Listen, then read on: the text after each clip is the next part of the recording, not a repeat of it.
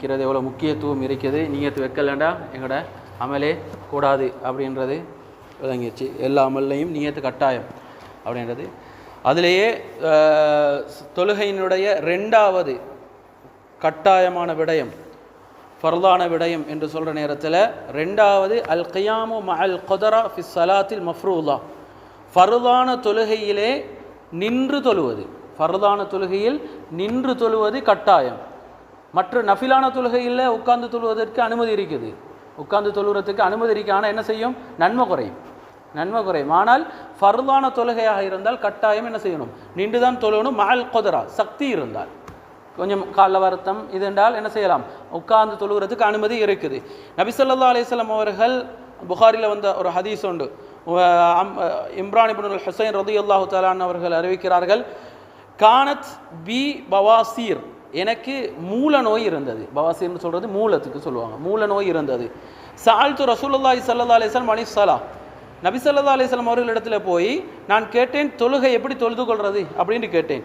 ஃபகால, சொன்னார்கள், சல்லி காயிமன், நீங்கள் நின்று கொண்டு தொழுங்கள். வ இல்லம் தஸ்ததி, நீங்கள் சக்தி பெறவில்லை என்றால் ஃபகாஇதன், அமர்ந்து தொழுங்கள். வ இல்லம் தஸ்ததி, நீங்கள் அதற்கும் சக்தி பெறவில்லை என்றால் ஃபஅலா ஜன்பின், அதாவது சாய்ந்து கொண்டு, ஒரு பக்கத்துக்கு அப்படி சாஞ்சி கொண்டு நீங்கள் என்ன செஞ்சு கொள்ளுங்க? தொழுது கொள்ளுங்க. அதாவது காலை கொஞ்சம் நீட்டினாலும் பிரச்சனை இல்லை, கொஞ்சம் சாஞ்சி கொண்டு நாங்கள் என்ன செஞ்சு கொள்வது? தொழுது கொள்வது அப்படின்னு சொன்னார்கள். அது பவாசீர்ன்றதுக்கு அந்த சொல்லிக்கிறோம், அதாவது பித்தட்டில் ஏற்படக்கூடிய ஒரு நோய், அதாவது இப்போ சொல்கிறதாக இருந்தால் மூல நோய்ன்னு சொல்லுவோம். அடுத்தது ஒருத்தர் நின்று கொண்டு தொழுகிறது அப்படின்னு சொன்னால், அதாவது நேராக நிற்கிறது, அதாவது முள்ள சரியாக நேராக நிற்கிறதுக்கு சொல்கிறது தான் எனது காயம். நேராக எங்களோட முள்ள நேராக வச்சுக்கொள்றதுக்கு சொல்கிறது காயம். ஒருத்தர் என்ன செய்கிறாருன்னா, திடீர்னு ஃபஇதா இன்தஹா தூன உதுரின் பிஹைது அம்கன் அன் தலாமுஸ ராஹத் யதஹி ரக்பதைஹி, ஒருத்தர் என்ன செய்கிறார், திடீர்னு ஒரு தங்கடம் எதுவும் இல்லை, சும்மா ஒரு தேவை ஒன்றும் இல்லாமல் சும்மா அப்படி குனிகிறார்.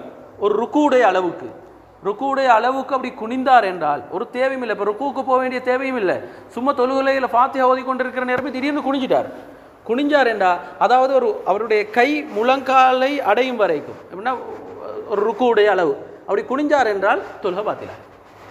ஏன்னா அவர் புதிய ஒரு ஃபர்ல என்ன செய்கிறார், அந்த இடத்துல கொண்டு வர்றார். அதனால் அவருடைய தொழுகை உடனே அந்த இடத்துல பத்தலத் ஸலாத், அவருடைய தொழுகை பாத்திலாகிவிடும். அதான் சொல்கிறாங்க. அப்படின்னா சொல்கிறாங்க, எந்த அளவுக்கு உண்டால் ஒருத்தருக்கு சக்தி பெறுவது என்றால் அவருக்கு எவ்வளோ ஏழுமோ அந்த அளவுக்கு என்ன செஞ்சுக்கணும்? அவர் நின்று தான் தொழணும். அவருக்கு கொஞ்சம் நேரம் நிற்கலாம் அப்படின்னா அவர் நிற்கணும். கொஞ்சம் நேரம் உட்கார்ந்து கொள்வது, மிச்ச நேரம் நிற்கலாது அப்படின்னா என்ன செஞ்சு கொள்வார்? டக்குன்னு உட்கார்ந்து கொள்வார். ஆனால் ஏழுண்ட அளவுக்கு என்ன செய்யணும்? நின்று தான் தொழணும். அதையும் நிற்கலன்னு சொன்னால் அவருடைய தொழுகை என்ன செய்யாது? அந்த இடத்துல கூடாது, அவருக்கு அந்த தொழுகை பாத்திலாகிடும் அப்படின்ற விடயத்தை எழுதியிருக்கிறாங்க. அடுத்து சொல்கிறாங்க, ஃபர்து இல்லாத தொழுகையில் இந்த நிபந்தனை கிடையாது.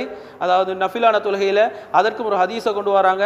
அண்ணன் நபி ஸல்லல்லாஹு அலைஹி வஸல்லம் கால மன் ஸல்லா காயிமன் ஃபஹுவ அஃதலு, யாரு நஃபிலான தொழுகையை நின்று கொண்டு தொழுகிறாரோ அது மிகவும் சிறந்ததாக இருக்கும்.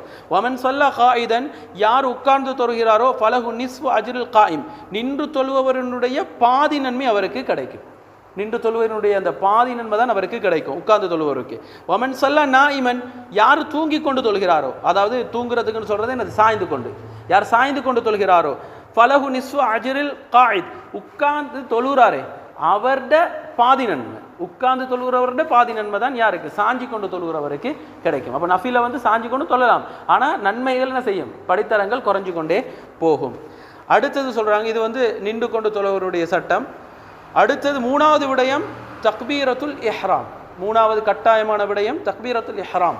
தக்பீரத்துல் இஹ்ராம்னு சொல்கிற நேரம் எங்களுக்கு தெரியும் என்னன்னா, நாங்கள் என்ன செய்யறது? தக்பீர் கட்டுறது, அதான் ஃபர்லு.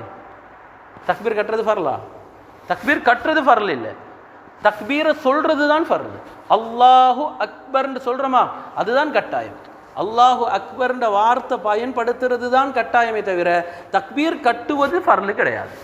அதனால தான் நிறைய இடத்துல நீங்கள் பார்த்துருப்பீங்க, சிலவங்க இப்படி தக்பீரை கட்டி இப்படி விட்டுருவாங்க.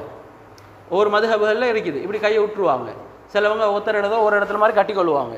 ஆனால் தக்பீரை கட்டுறது என்னது இல்லை, ஃபர்லு கிடையாது. தக்பீரை வாயில சொல்றது, அல்லாஹு அக்பர் என்று சொல்றது மட்டும்தான் என்னது? ஃபர்லு. அதில் சொல்றாங்க எந்த அளவுக்குண்டா, வார்த்தைகளை கூட மாற்றக்கூடாது. அல்லாஹு ஹுவல் அக்பர், அக்பருல்லாஹ், இவர் மாற்றி என்ன செய்ய பார்க்குறாரு, அல்லாஹு அக்பர்ன்னு சொல்லாமல் அக்பர் உல்லாஹ் அப்படின்ட்டு அந்த முன்னுக்கு போட்டு பின்னுக்கு போட்டு அப்படியெல்லாம் சொல்லலாம் அப்படின்னு நினச்சி சொல்ல பார்க்குறாரு. இப்படியெல்லாம் சொன்னாலும் அவருடைய தொழுகை என்ன செய்ய மாட்டாது, ஏற்றுக்கொள்ளப்பட மாட்டாது. அதனுடைய நிபந்தனைகள் கொஞ்சம் போடுறாங்க, ஒரு 5 நிபந்தனை மாதிரி. அதாவது அந்த தக்பீரை எப்படி சொல்கிறது அப்படின்றதுல சொல்கிறாங்க, ஐயத்தலஃபல பிஹா வஹுவ காயிம், அவர் நின்ற நிலையில தான் தக்பீரை சொல்லணும், நின்ற நிலையில தான் தக்பீரை சொல்லணும். ஒருத்தர் என்ன செய்கிறாரு, இமாம் தக்பீரை கட்டினதுக்கு பின்னால் ஒருத்தர் பின்னுக்கு நிற்கிறார், அவர் எலும்புற நேரமே இப்படியே எலும்புகளையே அல்லாஹு அக்பர்ன்ட்டு அப்படி தக்பீரை கட்டிட்டாரு அறவாசிலே. அதாவது இன்னும் எலும்பி முடியல, எலும்பி முடியும் போதே அவர் என்ன செஞ்சிட்டாரு, சிலவங்க அப்படி தான் அவசரத்துல செய்கிறது, அப்படியே எலும்பு போக்கலையே ருக்கூற மாதிரிக்கோலையே அல்லாஹ் அக்பர்னு தக்பீரை கட்டியாச்சு, மேலே எலும்புகளை தான் நீங்கள் தக்பீர் இருக்கு. இப்படியாக இருந்தால் அவருடைய தொழுகை என்ன செய்யாது, ஏற்றுக்கொள்ளாது. அப்போ என்ன செய்யணும், சரியாக நேராக வரணும், வந்து நிலையில் நின்று அதுக்கு பின்னால் தான் அல்லாஹு அக்பர்னு தக்பீர் கட்டப்படணும். இது முதலாவது நிபந்தனை. அடுத்தது இஸ்திக்பால் கிப்லா, அதை மொழிகிறது எப்படின்னா கிப்லாவை முன்னோக்கிய நிலைமையில தான் மொழியணும். இப்படி அங்கிட்டு பக்கம் திரும்பிட்டு இங்கிட்டு பக்கம் திரும்பிட்டு என்ன செய்கிறாரு, அல்லாஹு அக்பர் என்று சொன்னால் அவருடைய தொழுகை என்ன செய்யாது, ஏற்றுக்கொள்ளப்பட மாட்டாது. இது 2வது நிபந்தனை. 3வது தகூன பில் லுகத்தில் அரபியா, அது அரபு பாஷையில் தான் ஆக இருக்கணும். எதுட இப்போ நாங்கள் சொல்லக்கூடிய அந்த வார்த்தை அல்லாஹு அக்பர்ன்றது அரபு பாஷையில். ஒருத்தர் சொல்கிறாரு அல்லாஹ் பெரியவன் அப்படின்னு தக்பீர் கட்டுறாரு, சரியா, கூடாது. ஆனால் சொல்கிறாங்க வலக்கின் இன் அஜஸ அன்ஹா பில் அரபியா, அரபியில் சொல்கிறதுக்கு அவருக்கு இயலாமல் போய்விட்டது. வலம் யும்கின் ஹூ அத்தஅல்லும ஃபில் வக்தி, அந்த நேரத்தில் அவருக்கு படித்து கொள்ளல. ஒருத்தர் இஸ்லாத்துக்கு வரார், இஸ்லாத்துக்கு வந்தவர் அடுத்த கடமை என்ன செய்யணும், அவர் தொழுகையை நிலைநாட்டணும். ஆனால் இஸ்லாத்துக்கு வந்த உடனே அவருக்கு அல்லாஹ் அக்பர்ன்ற வார்த்தையை படிச்சுக்கொள்ள கஷ்டமாக இருக்குது. அப்போ அவருக்கு தெரிஞ்சதில் நாங்கள் என்ன செய்யலாம், அவருக்கு சொல்லிக் கொடுக்கலாம் அந்த நேரத்தில். ஏன்னா தொழுகை தப்பி போயிடும் என்றதை பயந்தால், அப்படின்னா அடுத்த தொழுகை வந்துடும் அப்படின்றத பயந்தால் உடனே என்ன செய்யலாம், நீங்கள் பரவாயில்ல அல்லாஹ் அக்பரை என்ன செய்யுங்க, அல்லாஹ் பெரியவன் சொல்லி நீங்கள் தொழுங்க, என்ன தொழுகை கட்டாயம் அப்படின்னு சொல்லி அவருக்கு தொலை வைக்கலாம். ஆனால் அவர் தொழுது முடிஞ்சதோட அவரை உட்கார வச்சு நாங்கள் படித்து கொடுக்குற வார்த்தை என்னவாக இருக்கணும், அல்லாஹ் அக்பர்ன்ற வார்த்தையை படித்து கொடுத்துருவோம். இதுக்கு பின்னால் அவருக்கு என்ன செய்ய இயலாது, அல்லாஹ் அக்பர்ன்ற வார்த்தையை தவிர வேறு வார்த்தையை அவருக்கு என்ன செய்ய முடியாது, சொல்ல முடியாது.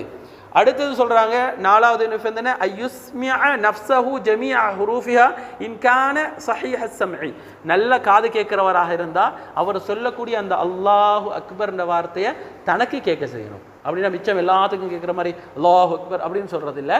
எங்களுக்கு எவ்வளோ சும்மா சொன்னால் எங்களுக்கு கேட்குற மாதிரி கொஞ்சம் நோமலாக சொல்லிக்கொள்ளணும். வாயிலுக்களை அப்படின்னு கட்டாமல் கொஞ்சம் ஒரு சின்ன ஒரு இதால் எங்களோட காதுக்கு கேட்குற அளவுக்கு சொல்லணும். அடுத்தது 5வது நிபந்தனை சொல்கிறாங்க எப்படின்னா நீயத்தை வைக்கிறோமா, அப்போ அந்த நீயத்தோட தான் என்ன இருக்கணும், அந்த நீயத்தோட சேர்ந்த மாதிரி தான் என்ன இருக்கணும், இந்த தக்பீர்ன்ற வார்த்தை இருக்கணும். அல்லாஹு அக்பர்ன்னு சொல்கிறதும் அந்த நீயத்தும் ரெண்டும் ஒன்றோட ஒன்று ஒட்டியதாக இருக்கணும், அந்த நீயத்தோடு சேர்ந்து தான் வரணும். இப்படியாக 5 நிபந்தனை போடுறாங்க. இந்த 5 நிபந்தனையில் எதுவும் இல்லை என்று சொன்னால் அந்த தக்பீரில் எந்த பலனும் கிடையாது. அப்போ நாங்கள் அந்த தொழுகையில் எந்த பலனும் எங்களுக்கு கிடைக்க போகிறது இல்லை. இது 3வது கட்டாயமான விடயத்தில் உள்ளது. இன்ஷா அல்லாஹ் மற்றதை நாங்கள் பார்ப்போம். அது கிராத்துல் ஃபாத்திஹா. அடுத்தது 4வது வருது ஃபாத்திஹாவை ஓதுறது.